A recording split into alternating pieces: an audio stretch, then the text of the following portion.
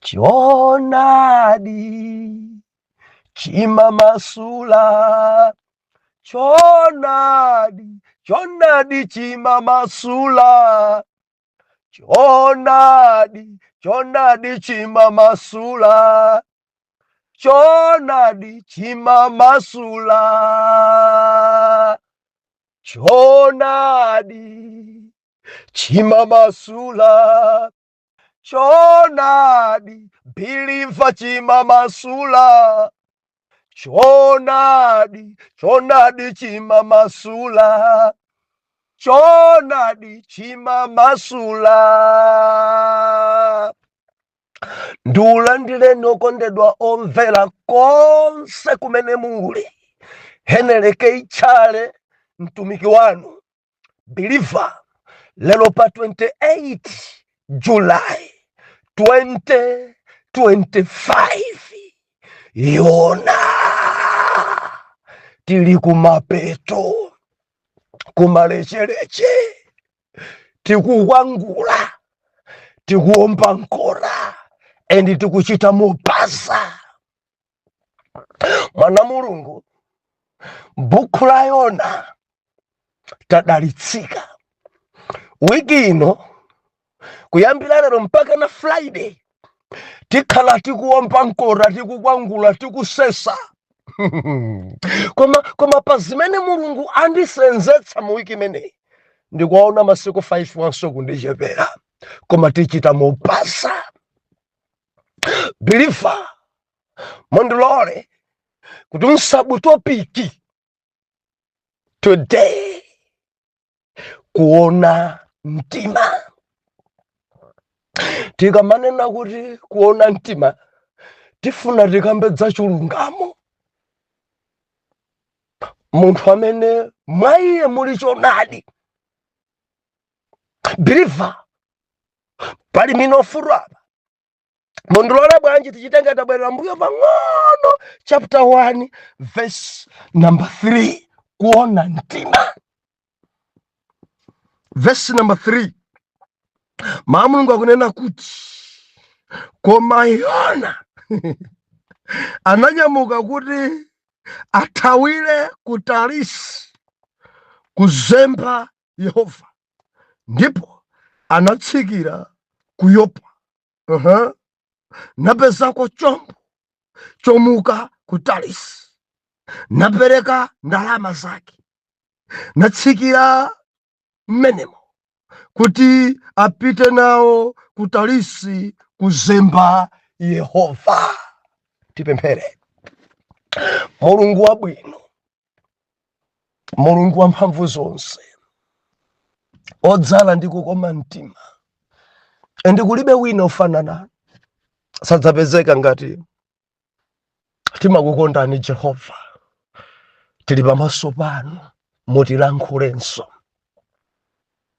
mutiphunzitse Jehova, endi dzudzulani, tidzamva m'dzina la Yesu. Amen. Omvera, tinasowana masiku awiri amenewa kuona lamuna. Ndapita kuchikwawa kawiri konse. Lachinayi tinali ndi pastors meeting, and Friday tinali kuyamba ukwati mpaka na kumaliza Saturday, and nkubwerera dzulole tinali ndi paper Sunday kuona lamunda. Ndinakonso kutsimikizika mtima kuti saidi imeneyo mwana Mulungu ntchito yagwirika. Ndimanena nthawi zonse tikamasweka apo timakhala tili konayo mundongo akulu kwambiri munda. And delalina olo ndikugwesa komwe sikudayambe, kusosa sikudayambe, pausweka mphwamba ndithu kukagalawuza kukatipula kapanga kalozera mundongo akulu kwambiri mundawo. Kumwamba kulandira ulemu kuti mu weekend imeneyi tagonjetsa, tapambana. Ine nako kutsimikizika mtima kuti ma intercessor simuli chete, mulibe pa maondo. Mulungu adzingo kudalitsani komanso kukupambanitsani. Haleluya. Buku iyi ya Yona Koma tiudalitsika mwana Mulungu, tiudalitsika komanso kulimbikitsika mopya kwambiri. Haleluya. Buku la Yona timatsazikana ife sabata yatha tikunena kuti mbuli mbuli muzimu wopanda Yesu ndi mbuli muzimu. Wina wache adayimba choncho. Believer kumpembedza Mulungu uchitabedza uchimo ndi mbuli. Kumpembedza Mulungu upanga pada mbuli. Kukhala kudziko kuno opanda Yesu mbuli. Utakhala mchuma chochuluka bwanji koma minus Jesus mbuli. Ka utakhala ni madegree oyimba dayimba choncho kuti degree, diploma, ka masters, koma ngati ulibe Yesu mbuli. Kunaku kudziko kuno kuli ambiri amene amaoneka ngati ngodziwa koma ngosadziwa. Alipo ambiri kudziko kuno ndithu akuyenda mbuli. Ena sadziwa amangoganisa kuti kulembesa dzina lawo kutchali chizatheka wa mpaladizo mbuli. Ena sadziwa kuti kuzembera amuna ako kukakhala ndi mamuna wina pamaso pa Mulungu mbuli. Ena sadziwa kuti kuononga ndalama za tchalichi kuzigwisa ntchito mapulogalamu yako pamenepo ndi uchimo mbuli. Ena sadziwa. Mwana Mulungu, musakhala inu osadziwa, musakhala inu mbuli. Gwirisani bwino ntchito chuma cha mpingo. Mugwirise bwino ntchito chuma chimene mpingo akupatsani kuti chikatumikire ku ntchito ya Mulungu. Khazikikani, khalani wangwiro, mukhutisidwe ni mabanja anu, koma kumazemberana pamaso pa Mulungu mbuli. Ndi angati amene ndikulankhula nawo ndivomereza abusa ndimapemphera inde koma ndine mbuli. Ndili pa udindo ndithu kutchalichi waukulu kwambiri koma mbuli. Ndimalalikira nawo, wina kuvomereza choncho, ndimalalikira nawo koma ndine mbuli. Ndili nawo nkulu yama ya chigwirizano, ndimayimba nawo kwaya komanso intercessor mbuli.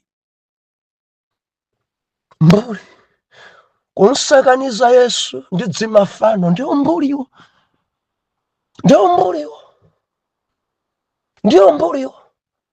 Mzimayi wankulukulu kumavulira mwana wang'ono ndiwo mbuliwo. Chinzibambo chindala ngati icho koma kumayendanso ndi akazi ena atsikana ana kuvulira ana saizi ya ana ake mbuliwo. Ambuye atithandize.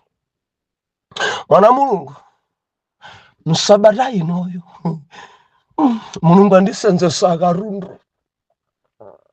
Tikukwangula, tikumalizitsa kumalechereche kwa buku la Yona. Believer tionamo zinthu zingapo mbuku limene. Mbuku iyi tiphunzira zambiri.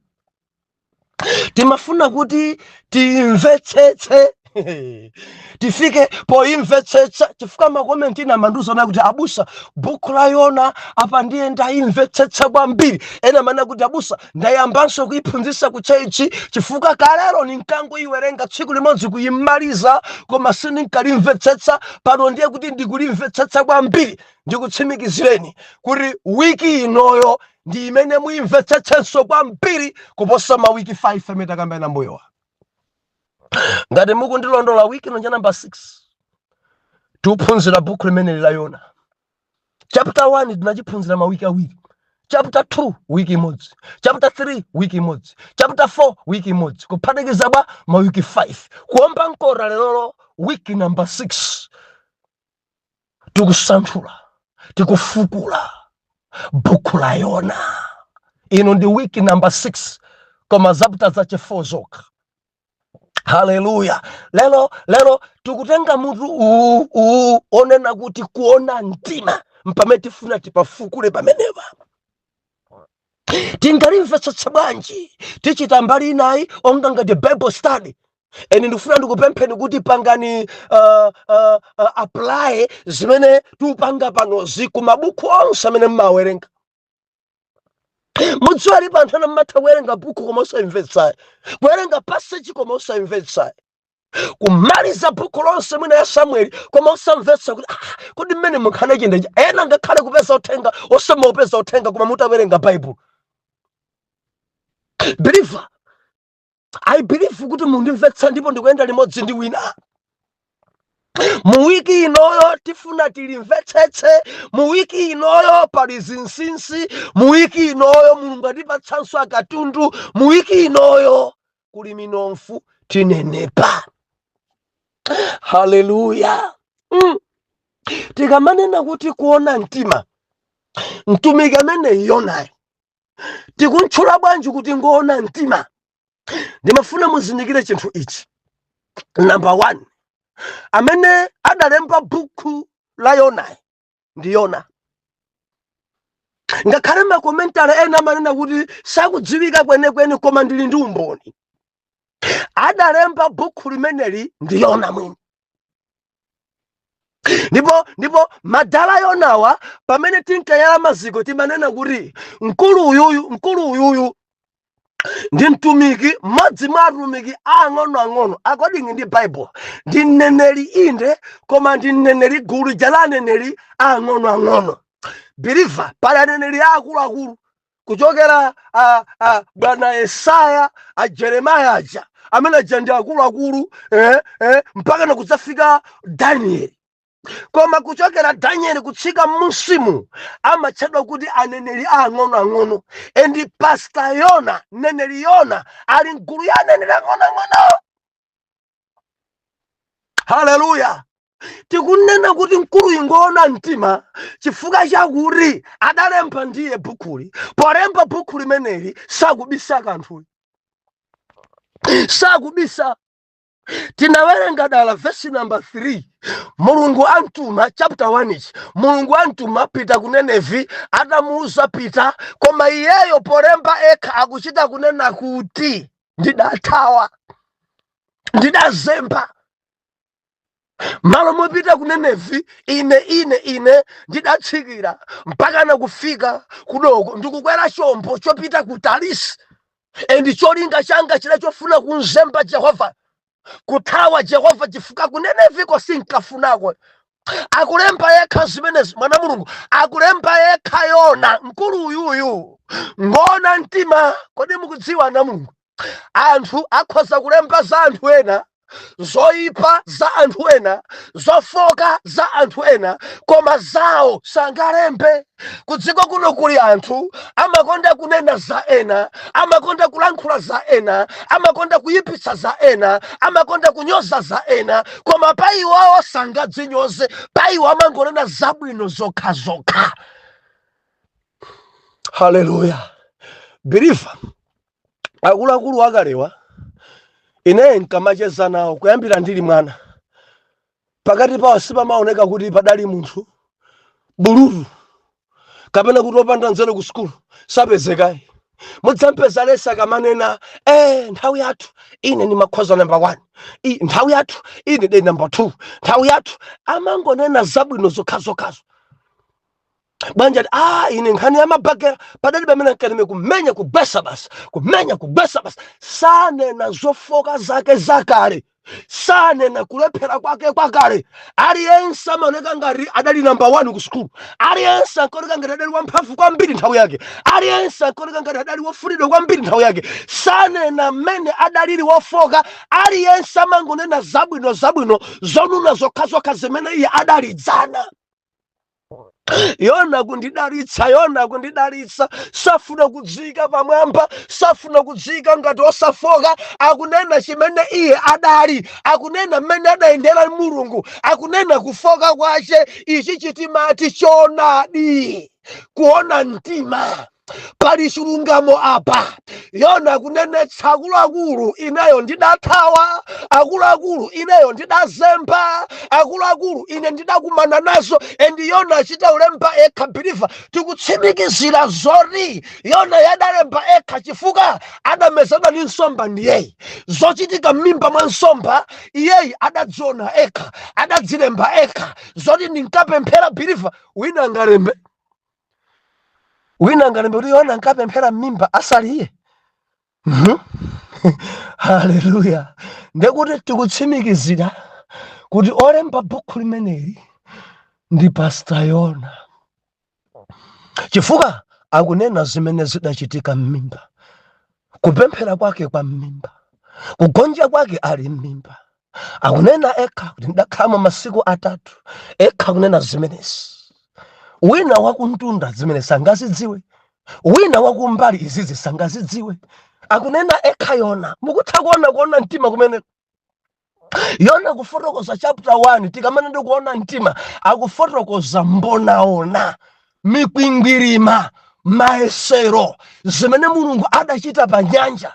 Yona kunena ekha kuti ine sindapemphere ndili mu chombo, ndidapita pansi ndikukagona. Mukutha kuona mtima kunena ekhatu sikuti ali mchikunja ndidatembenuka kale. Akunena choncho Yona, Mulungu adandiyitana kale, Mulungu akunditcha kale kuti ndineneri, ndidapita ine mu chombo mpaka na nkupita pansi ndikukagona pansi, mkonono pansi. Yona kunena ekha katundu wa anthu ndidamonongetsa. Yona kunena ekha mpaka nadadza ndidzusa muna nkundigwedeza nkunduzona kuti kwanu nkuti. Adandikwidzinga ndi mafunso ochuluka kwambiri ndili pansi mpaka na kundigwedeza. Ndiwe munthu wa mtundu wanji? Anzakwa kulira, anzakwa kutaya katundu, iwe ukugona. Dzuka mpaka na kundigwidzinga ndi mafunso over 5 mwaka mmodzi. Yona kunena ekha, Yona kunena ekha mpaka na kunena ekha kuti Mulungu sadavomereze.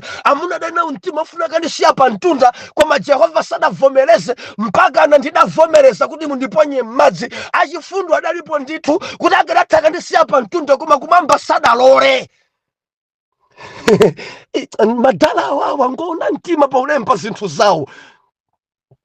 Angati amene mwalemba mabuku mudangodzikomesa, angati mukamaperekera maumboni yanu kumangodzikomesa, kumangonena minofu yokha. Nkhondo zanu simumanena. Kodi kale tukamba ndinuyo kale ena amaoneka ngati atangotembenuka mtima ndekuti sadachimwenso, sadagwenso. Amangoneka ngati angelo, zoti adali moyo wachikunja sanena, zoti adali ofoka pena sanena. Nthawi zonse akangonena amangoneka ngati adangobadwa mpaka na kufika lero sadachimwe. Yona sali choncho. Yona adali woona mtima, Yona adali wachilungamo, Yona adali wachoonadi. Ankanena kufoka kwace, ankanena zimene adachita, ankanena mene iye adayendera ni Mulungu. Akuluakulu ndidali wofoka mpaka na ndidamezedwa ni nsomba, ndidali wofoka.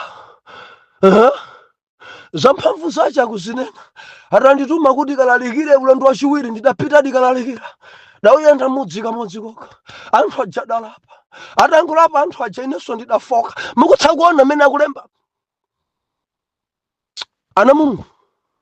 Mukutha kuona chonadi mwa mtumiki Yona kuti ndidakwiya, ndidanyanyala mpaka na kukhumudwa, kuchoka mudzi. Chapter 4 ati kuchoka mudzi mpaka nakakhala kumbali kama ngathandala. Adalemba ekha zonse zija ekha. Mulungu kundipeza ni mthunzi wa nsatsi ekha konkuja. Mthunzi udza utauma mpaka na iye adakwiyanso kupempha ningofa. Yona kulemba zonse zija zikutionetsa ife kuona mtima, chilungamo, chonadi. Sakuziphimba, sakudziyelesa, sakudzitenga ngati ngero.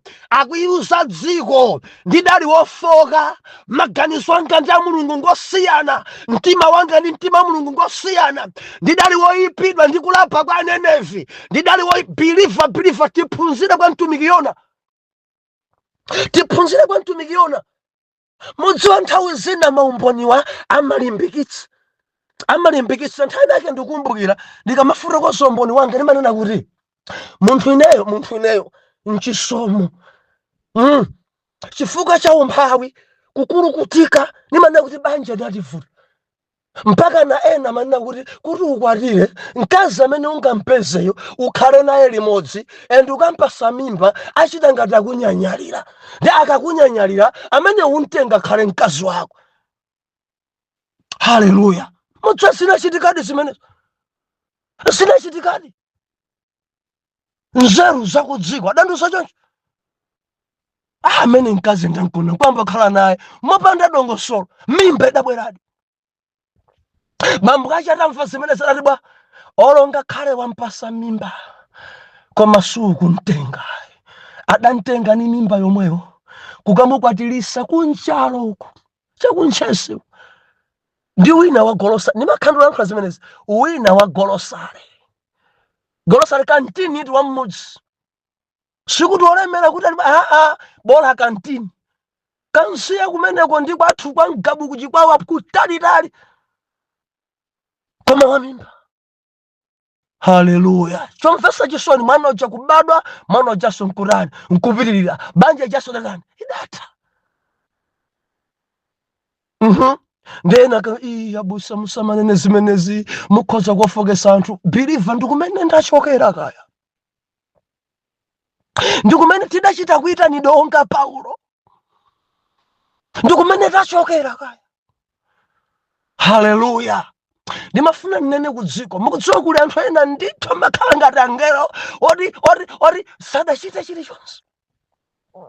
Umboni wanu umalimbikitsa kuti nzotheka kulekeka, nzotheka kulekeka. Awuzeni anthu kuti mudamwapo endi mudaleka, awuzeni anthu kuti mudali ndi zibwenzi koma mudaleka. Ola mukutumikira nenani zimenezo zimalimbikitsa kuti kani nzotheka kulekeka, kodi nzotheka kusiyika.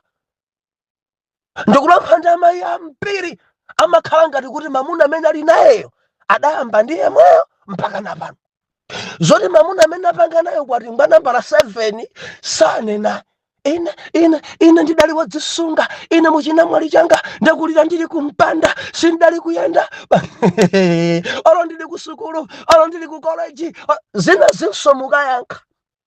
Umboni wanu umasuntha. Atsikana ena amene ayenda moyo wachitayiko akamamva zoti nanunso mudachita vigololo kenako mudavileka, wina amene akuyendabe musigololoyo amanena kuti anzotheka kulekeka eti tileke.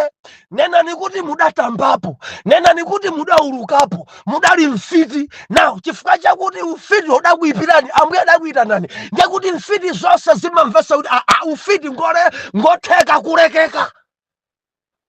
Ndi pamene pamakomera umboni. Haleluya. Mukamanena kuti mudali onama koma mudaleka, wina onama oja message mampeza mwamphamvu. Mukamanena kuti nanunso mudahula mwakhalamo mmabala koma chisomo chidakupezani kumwamba adakuyitanani chimene chimalimbikitsa ena nkumati nanenso ndidzileke ngati nzanga adadzisiya ndidzileke. Mukamanena kuti mudali inuyo wakachasu wakachasu amene munkamwa daily kufotokoza kuti kachasu adandonongera tsogolo, kachasu ananga sadali kuphunzira, kachasu sidapangisa kuononga zimenezi zimalimbikitsa wina kuti nanenso ndisaledzere ndidzileke nzachabechabe. Haleluya. Akutilimbikitsa ife Pastor Yona. Choonadi chikuonekamo, chilungamo chikuonekamo, kuona mtima kukuonekamo, auchitane nayeka. Ine anthu adataya akatundu awo chifukwa cha ine, ndidatayisa anthu akatundu ine ndili mchombo.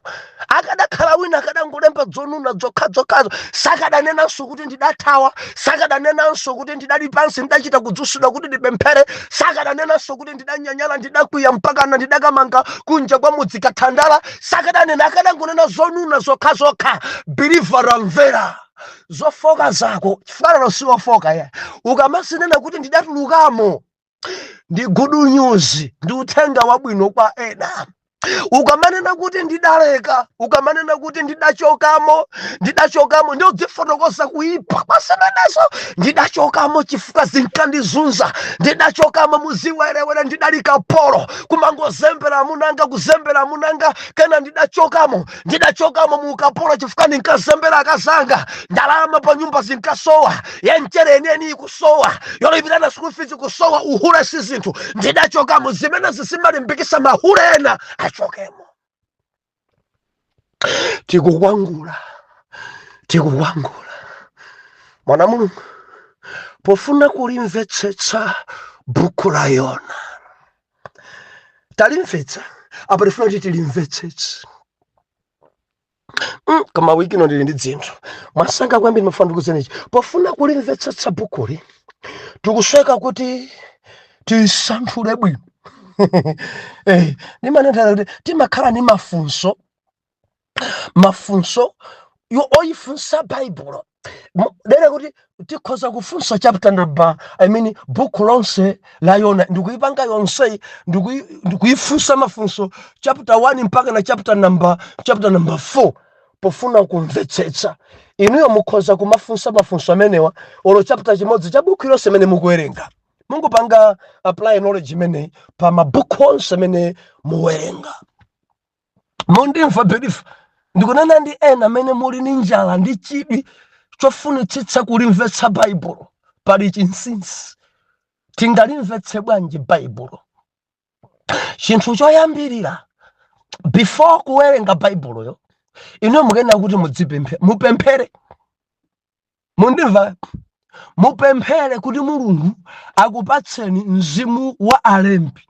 Mudziwa olemba baibulo sada kulemba maganizo afada phunzira kwambiri ena mayi wamene adalemba wangosatchuka pa maphunziro koma ankagwirisa ntchito Mulungu mwa mzimu era kuti akwanitse kulemba. Atatha kulemba bukulo nkutsekedwa. Now ukamafuna kuwerenga usamangotsegula before kuwerenga yamba kai wapemphera. Choyamba upemphere. Ukapemphera mfunse Mulungu ndifuna ndiwerenge buku la Yona ndimundithandize ndikudzodza mzimu umene mudampasa Yona polemba mzimu omwewo undithandize pakuwerenga. Mundimva mwana Mulungu. Na mutatha kupemphera mutsegule buku la Yona ndiye muyiwerenge buku tili modzi. Ndiye mukayiwerenga buku lija uyiwerenga buku lija mpaka na mumalize. Mukatha kumaliza kuwerenga bukuyo na muifunse mafunso. Mufunse mafunso. Mafunso alipo kwanira 6 mafunso 6 ori muifunse bukuyo endi mafunso amenewa idzi kuyankhani ndi buku mene mwawerenga zimene zizidza kuthandizani kuti mulimvetse baibulo. Muli bwanji sons and daughters? Hallelujah. Mwazi za Mulungu muli bwanji? Omvera ma Mulungu muli bwanji? I believe ndikulankhula china chake kwa wina koma chothandiza kwambiri. Tili modzika. Hallelujah. Chinthu china choyenera kuchidziwa nchonena kuti baibulo iyi idagawidwa m'magawo. Ena mangotsonera ndi chipangano chakale ndi chipangano chatsopano. Ambuye alemekezeke ndi gawo limodzinso limenelo. Ndi chipangano chakale komanso chipangano chachani chatsopano. Now mabuku onse a chipangano chakale kuyidziwa figayo ndianga ndianga ena sadziwa olo namba yake sakuidziwa. Hallelujah. Ndi mabuku onse a chipangano chakale aja ndi ogawikanso magawo pa mabuku onse 66. Now gawo loyambirira mabuku 5 amachidwa kuti mabuku amalamulo 5. Mabuku ena 12 ni mabuku ambiri amene amafotokozera zambiri ana Israeli. Mabuku ena ni mabuku anzeru achina Yobo nkudusa miyambo adalembedwa mwauka daulo kwambiri. Nthawi yapanoyi sili mbali yathu ndikuchita mopaza. Now pa mabuku anzeru tikadusa timapeza mabuku ena aja mabuku auneneri. Ndi auneneriwa adagawidwa pawiri. Aneneri akuluakulu komanso aneneri ang'onoang'ono. Tili modzi mwana Mulungu. I believe tili modzi. Ndeti kamawerenga mwachitsanzo mabuku amalamulo tidzoti apa ukamba za malamulo. Mabuku awa ambiriwa ndi mbiri. Mabuku awa achani anzeruwa adalembedwa mwanzeru onga mwandakatulo. Tiaonenso mabadala amene awa ni mabuku auneneri. Okay, kodi zidachitika kale kapena zili kutsogolo tizionenso bwino. Hallelujah. Zimenezi zitithandiza kuti tichite bwino. chifukwa kunenetsa Bible yonse kuyambira Genesis to Chivumbulutso kuli mabuku ambirimbiri 66 mabuku ambiri. Chipangano chatsopano chokha 27 and chipangano chakale chokha mabuku okwanira 39. I believe amene patukuyendera limodzi osati 66 chipangano chakale chokha. Pa mabuku 39 anchipangano chakale adagawidwa magawo.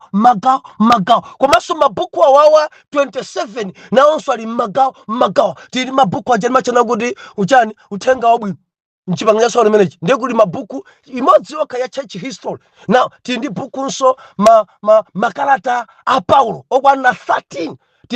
Tiliso ndi pastors letter menem. Tiliso ndi buku ya uneneri limodzi la Chivumbulutso mchipangano chatsopano. Tikuchita mopaza kwambiri.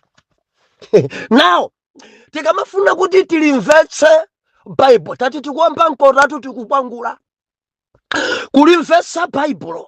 Funso number 1, lesene ndikufunsa buku lonse la Yona. Funso number 1, ndi ndani amene ali mu nkhani imene? Mbuku la Yonamu atenga mbali ni ndani nina? Poyankha funso limene limakupangisa kuti ulimvetse buku. Ndi amene tayendera limodzi mkati mwa buku la Yona tikuona mwenda mupezeka mwa Mulungu ali mkati. Ndi amene kuntuma Yona tilimodzika. Number 2, mbuku muli Yona. Tamona mwefe Yona mbuku. Number 3, taona mwe family nyelo ndi ena okwera mchomba business ali mmene. And number 4, taona mwe ifemo akuneneve ali muriso. Anthu akuneneve ali mkati mmene.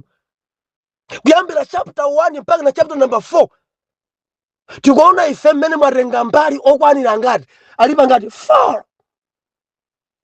Funso ina timafunso nina kuti kodi nkhani imene idachitikira kuti? Ya Yona idachitikira kuti? Haleluya. Tikuona ife madera awiri. Yona tikumva zoti amachokera kumpoto kwa dziko la Israeli. Ndi kumpotoko dera limene Yona adachokera leneleni ndi Galileya. Mulungu ankantuma ali kumeneko. Gawo lina zidachitikira kuti zimenezi tikuonanso kunene fata atachoka ku Galileya adapita ku Nineve. Moti nkhani yonse ya Yonayi Mulungu kumuntuma kaya kumuyitana ali kwawo kumpoto kwa Israeli ku Galileya. Atamtuma kumeneko basi ulendo opita ku Nineve. Zikuchitika madera amenewo. Funso lina funso kodi zinachitika liti? Ndeti ufuna tidziwe date chaka ndi mwezi wanji. Nzovuta kudziwa date lenileni kuti ndi December la 4. Nzovuta kudziwa kodi udali mwezi wachani. Komano amalembako zaka. Buku la Yonali lidalembedwa mu chaka cha 760 BC. Nthawi yake ndi imeneyi. Haleluya. Ndifunso number 4 imene mawa tidzakhale tikukambirana. Ndifunso funikira kwambiri na kuti chikuchitika nchiyani mbuku la Yona. Biliva mu buku muli zochitika zambiri tidzamba kuzona mawa. Chikuchitika ndi chani mbuku la Yona? Ndefunso imeneli timadzafunsa tenga mbale meta apeza pa funso 1 aja. Mulungu akuchitanji mmene? Yona akuchitanji mmene? Akuneneve akuchitanji mmene? Amalinyero akuchitanji mmene? Zimatithandiza kuti tilimvese Bible. Haleluya. And funso number 5 nofuna kuti nchifukwa chiyani zinthu zimenezi zikuchitika. Ndekuti zimene tazipeza pa number 4 timazifunsa pa number 5. Kodi izi zikuchitika nchifukwa chani? Wiki ino ndi zimene tidzaone zikuchitika chifukwa chani. Funso number 6. Kodi mubukuli ndikuphunziramo chani? ndi maphunziro ati amene ali m'buku la Yona. Ndikuchoka lero Mande nkudzafika Friday fanana kuti ndikuwaona masiku akuchepa. Tiona maphunziro akuluakulu m'buku la Yona. Endi tiona zochitika m'buku limeneli mochita kupaza, komanso tiona chifukwa chache chenicheni chimene chidapangisa kuti zinthuzo zichitike. Haleluya. Kuona mtima.